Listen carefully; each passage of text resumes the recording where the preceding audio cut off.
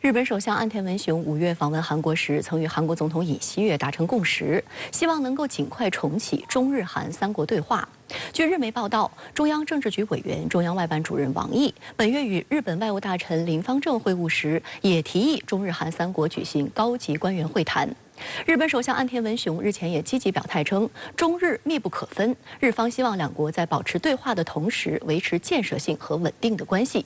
但分析认为，日本全面在外交安保导向美国，包括配合美国在对华半导体制造设备出口问题上设置障碍，再到配合北约介入亚太事务，日本政府的消极举动仍给中日关系回暖增添了极大的不确定性。日本共同社23号引述多名外交人士消息，王毅本月14号在出席东盟外长会时，曾与林芳正会晤，并向他提议中国、日本及韩国进行三边高级官员会谈。共同社报道还指出，目前日方已将中国的意向告知韩国，日韩皆同意尽快举行三方对话的重要性。这一提议也意味着，自2019年12月后中断至今的中日韩三国领导人对话有望重启。深圳卫视注意到，14号在会见林芳正时，王毅指出，45年前中日双方缔结和平友好条约，双方应以缔约45周年为契机，共同致力于构建契合新时代要求的中日关系。中方对双方保持各层级接触、经贸往来和人文交流持开放态度。林芳正则表示，日中在广泛领域合作潜力巨大，日方高度重视，同中方加强对话沟通。期待以日中和平友好条约缔结45周年为契机，为双方高层交往创造条件。此外，7月3号在中日韩三国合作国际论坛上，王毅在开幕式致辞中表示，盼加强中日韩三国往来，为尽早重启领导人会议、外长会和高官会等机制创造氛围。中日韩合作是东北亚地区唯一的一个政府间的多边合作平台。过去3年半中日韩合作陷于一个停滞。那么在此期间，我们看到中日韩三国之间的双边关系基本上都出现了不同程度的严重的波折。所以，无论是从双边还是从地区多边的角度来看，重启中日韩领导人会议，对于三国关系之间的改善，对于东北亚局势的稳定，那么对于地区经贸合作以及人文交往，都能发挥一个非常强大的一个引领的作用。日本首相安田文雄近日的表述也显露出积极信号。22号，他公开谈到，中日关系在去年11月领导人会谈后确定了积极势头。此后，日本外相于4月访华，但自此之后，两国间存在各种各样的问题，目前仍在原地踏步。安田称，中国是日本的邻居，最大的贸易伙伴，中日密不可分。日方希望两国在保持对话的同时，维持建设性和稳定的关系。事实上，在举办完今年的七国集团峰会后，安田文雄曾于6月2次表达访华意愿。日媒还称，作为今年下半年外交政策的重心，安田政府把目标放在稳定与中国的关系上。日本岸田首相的表态，它本身应该说是客观描述了中日关系的一个现实情况。其实我们还要看到，是在美国政府美国政要接连访华，那么中美关系出现一个回稳改善的这么一个大背景下发出来的这番表态。我们也要看到，也有理由相信岸田也是担心被中美关系的改善被美国再一次越顶，有这方面的担忧才发出的这番表态。因此岸田的这番表态是不是意味着日本政府对华政策有所回摆、有所改变，我们还需要观察。22号，外交部亚洲司司长刘劲松在东京同日本外务省亚洲大洋洲局局长船越健裕举行新一轮工作磋商。在24号的外交部例行记者会上，中国外交部发言人毛宁介绍，这次磋商坦诚深入，有交锋也有交集。中方就日方强推福岛核污染水排海问题阐明了严正立场和坚决反对的态度，敦促日方切勿仓促行事，一意孤行。双方都认为，应以中日和平友好条约缔结45周年为契机，保持各层级的接触，加强务实合作和人文交流。双方还就共同关心的国际地区问题交换了意见，同意继续开展这一机制性的磋商。此前，共同社的报道就指出，日本福岛核处理水入海问题可能成为阻碍中日韩领导人尽早会晤的症结所在。实际上，除此之外，日本多方面的对华政策近年来都出现了严重倒退。7月23号，日本政府不顾中方和日本国内外业界多次警告，开始对半导体制造设备出口采取管制措施。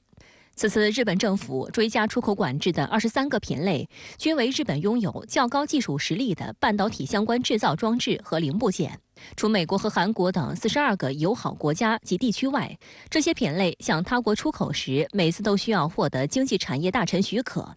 此前原则上无需获得许可。东京电子等约10家企业的对华出口预计将受到影响。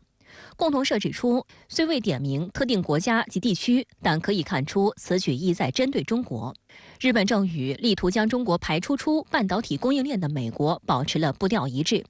共同社认为，这一举动可能将进一步加剧全球分裂。24号，外交部发言人毛宁针对这一问题表示，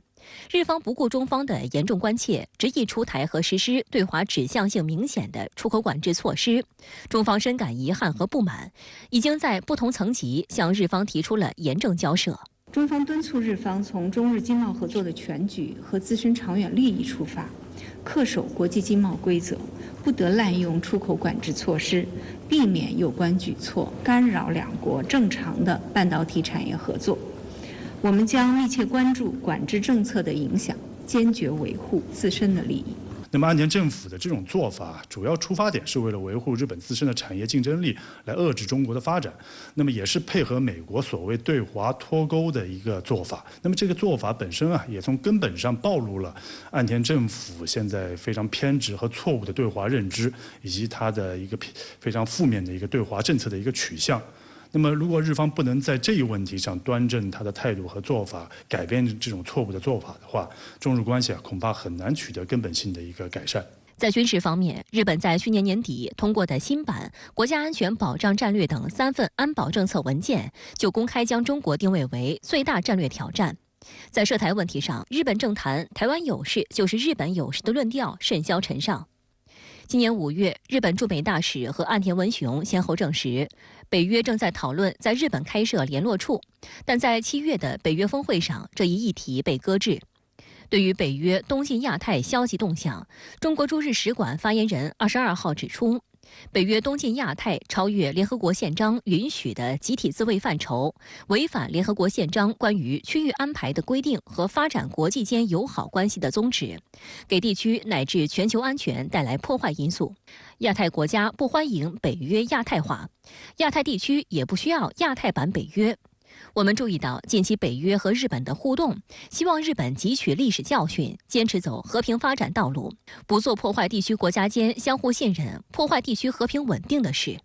环球时报评论认为，2022年是中日邦交正常化50周年，日本政府此前也释放出希望与中方接触信号，但另一方面，由于日本对华政策出现严重倒退，中日关系在过去几年陷入低谷。日本政客罔顾中日关系本身的发展，照搬美国对华政策，不仅将中日关系变成中美关系，也无视了日本本国的经济利益、安全利益以及其应当在亚洲发挥的作用，导致中日关系来到新的十字路口，令人十分担忧。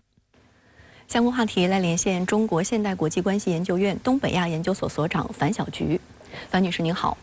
针对日韩希望尽快重启中日韩3国对话，据日媒报道，中央外办主任王毅月中在印尼会见日本外相林方正时，也提议了中日韩应举行高级官员会谈。您对此有何分析？中日韩合作主要集中在经贸领域，对于3国各自的国家利益以及地区的和平与繁荣都非常的重要。中日韩和3边合作机制，由于疫情以及日韩关系恶化等原因，出现了迟滞。上一次中日韩领导人会议是在2019年。当前，随着各方疫情管控措施的放松以及日韩关系的改善，中日韩合作重启具备了条件。王毅主任在7月3号中日韩合作国际论坛上的致辞中，提出要发出中日韩合作重整行装再出发的明确信号。但是呢，当前中韩关系发展都面临障碍，因此呢，王毅主任也提出了要加强互信、互惠、互联、互助以及交流互鉴的5点建议。这5点建议可以说呢，都是针对当前中日韩合作所面临的障碍以及面临的挑战的。中方的这个建议呢，实际上反映出中方通过中日韩合作维护地区和平与稳定的希望，以及促进地区发展繁荣的初衷，为克服当前中日中韩双边关系面临的障碍创造条件，以抵消域外国家对于区域合作的干扰。日本首相岸田文雄表示，中日关系现在原地踏步，但中日关系密不可分，希望能在维持对话的同时，保持建设性的稳定关系。您对此如何看呢？中日关系改善的障碍在哪里？从近几年日本外交的变化来看，稳定和发展中日关系呢，并不是日本外交政策的优先事项。但是日本外交背后呢，又处处都反映出它的对华政策，并且呢，日本的对华政策是服务于日本的对美关系以及日本国内政治需求的。从对美来看，岸田政府希望通过强化日美同盟来安抚、迎合国内的这个对国际安全环境恶化的担忧，因此呢，它的这个对外政策就要服从美国的战略利益。从国际政治来看，从国内政治来看，那么岸田政府呢，要坚持强军扩武，而所谓的中国挑战是日本强军扩武的重要理由。因此，发展和改善中日关系跟日本的这一对内政策取向是矛盾的。可以看出呢，特别是在7·7峰会上，